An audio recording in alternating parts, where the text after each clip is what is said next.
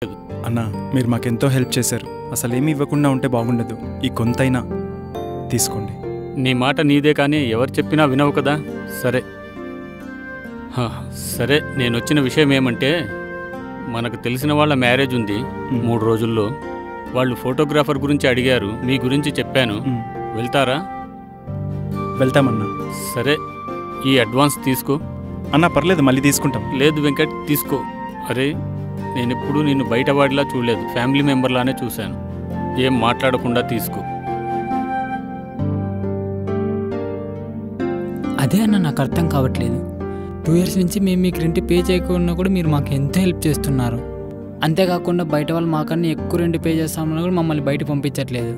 సరే వెంకట్, నీకు సరిగ్గా జీతం ఇవ్వకపోయినా తన దగ్గరే ఎందుకు వర్క్ చేస్తున్నావు? అన్న నన్ను ఎప్పుడు బయటోళ్ళ చూడలేదు, సొంత తమ్ముళ్ళ చూశాడు. అందరూ నన్ను దేనికి పనికి రావు, చదువు రాదంటున్నా కూడా అన్న నన్ను చేరదీసి పని నేర్పించి పనిలో పెట్టుకున్నాడు.